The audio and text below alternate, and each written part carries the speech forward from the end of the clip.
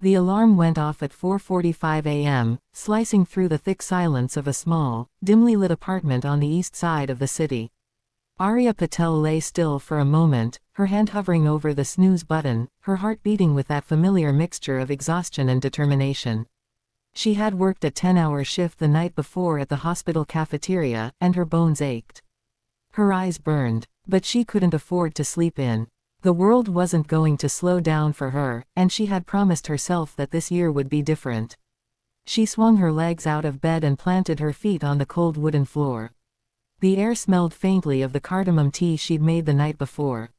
She walked to the window, pulled the curtain aside, and looked out at the sleeping city.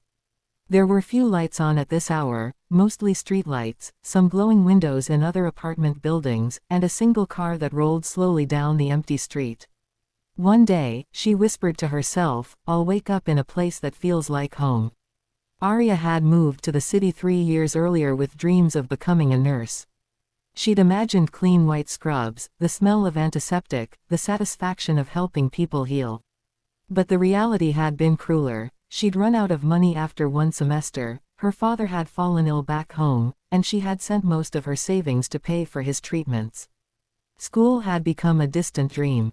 She took the cafeteria job to survive, promising herself she would find a way to get back on track. She boiled water for tea, tied her hair back in a loose braid, and opened the worn notebook she kept on her small kitchen table. Inside, in bold black ink, was written, 5 years. No excuses. Underneath were 5 goals. 1. Return to nursing school. 2. Pay off debt. 3. Run a half marathon. 4. Speak at a motivational event. 5. Build a better life for her family. Every morning, she read these goals out loud. Some days, she believed in them with fierce conviction. Other days, they felt like fairy tales. But she read them anyway, because somewhere inside her was a quiet refusal to give up. She changed into her worn sneakers and headed outside for her daily run. The air was cold, crisp, and a little harsh on her lungs, but she pushed forward. Her legs were tired, her pace was slow, but she ran. She always ran. Running wasn't about speed for her, it was about proving that she could keep going even when everything in her screamed to stop. By the time she returned, the sun had started to peek over the horizon. She showered, packed her uniform, and headed to work. The hospital cafeteria was already buzzing with activity, trays clattering, coffee machines hissing, patients' relatives ordering breakfast with tired eyes. Aria tied her apron and jumped into the rhythm of the morning rush. "Morning, Aria," called Malik, her coworker, who was always cheerful. "Morning," she replied with a tired smile. "Still doing those crazy runs at dawn?" He laughed. "Yeah," she said, tying her apron tighter. "Someday I'll thank myself for it." Her supervisor barked orders from the corner, and she moved from one task to another, refilling coffee, wiping tables, carrying trays, cleaning spills. Her body moved like a machine, but her mind was somewhere else, imagining herself in a nurse's uniform, walking through those same hospital halls with a sense of purpose. During her short break, she sat outside on a bench with her tea, scrolling through nursing program requirements on her phone.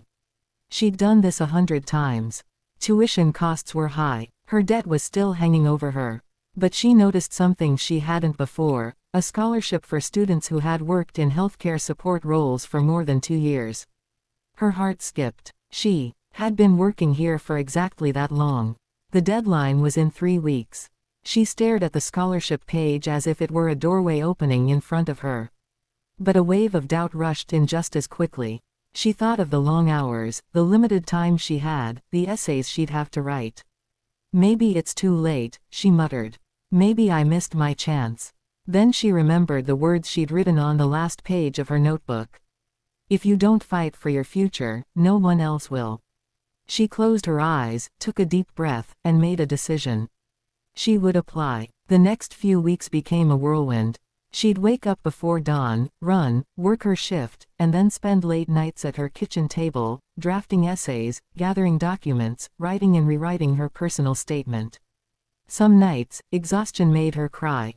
Other nights, small bursts of pride made her smile at her own persistence. She was building something, brick by brick. One Friday evening, after a long shift, she walked into her building to find an eviction notice taped to her door. Her landlord was increasing rent, and she was already behind.